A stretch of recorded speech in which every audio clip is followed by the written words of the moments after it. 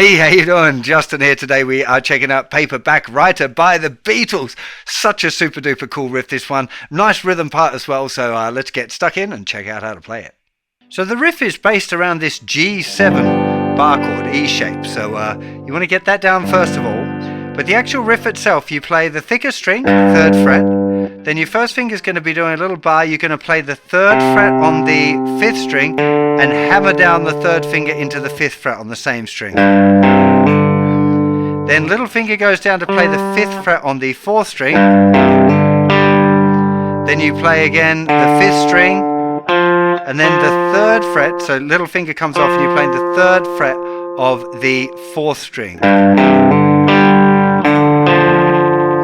1 and 2 and 3 and 4. 1 and 2 and 3 and 4.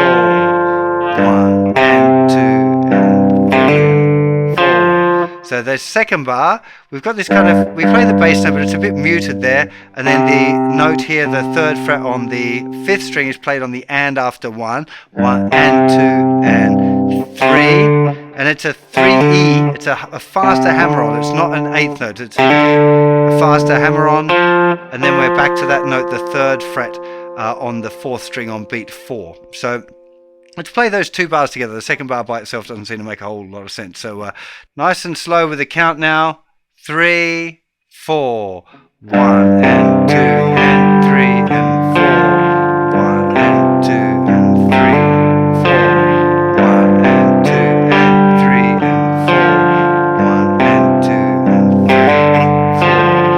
Also important to get with this particular song is the picking pattern.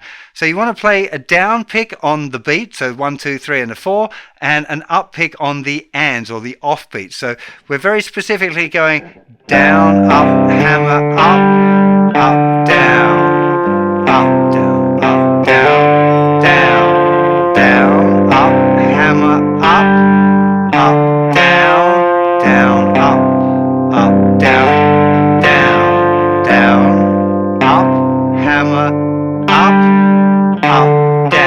It might feel counterintuitive to start off with this, but what you're trying to remember is the continuous motion of the hand. Ba boo da ba boo da ba ba ba da boo ba da ba boo da ba ba da da.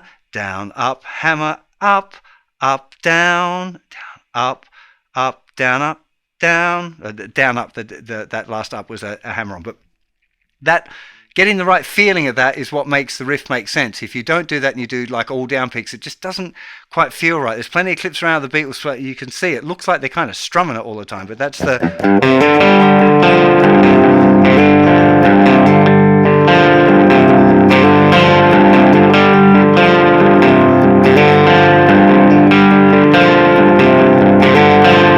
Adding in a few little extra clicks just so you can really see and hear see the continuous motion and hear the way it fits in with those even pulses. So this kind of riff you just want to practice it nice and slow. So 1 and 2 and 3 and 4. 1, 2, 3, 4. Once you've got it confident, because it will feel right, especially when you get the picking right, you'll be like, oh yeah, I got it now. It feels good.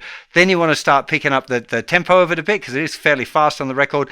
You also want to feel a little bit, get the feeling of it because it's kind of aggressive, that riff as well. You want to pick it a little harder to get it to sound right, I think. So it's not a soft like niminy-piminy thing. You want to give it you need to give it a bit. And in order to do that, you want to be confident with it, nice and relaxed first of all before you start trying to put any energy into it. Otherwise, it's likely to fall apart.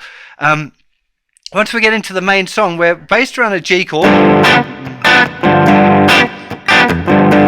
Now, there's a few different kind of groove things going on here. There's different approaches to doing it as well. You can do,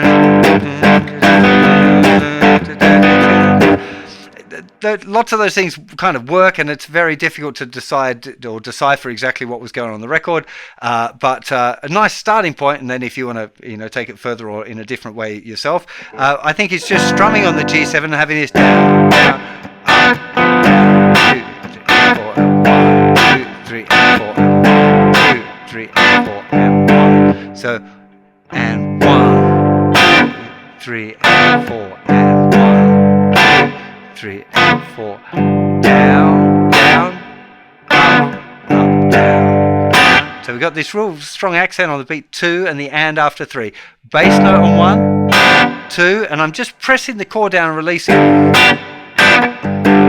So I'm kind of pressing down with my hand as I'm playing. And as soon as I played, my hand is relaxing, which makes it nice and tight.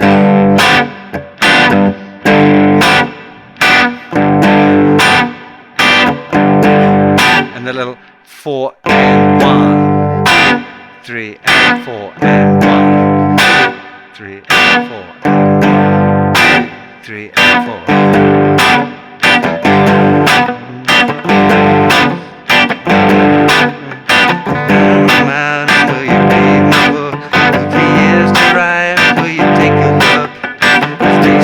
Novel by a man named Liv, and I need a job, and I wanna be a paperback C chord. So just slide that whole thing up to the 8th fret. Writer, paperback writer.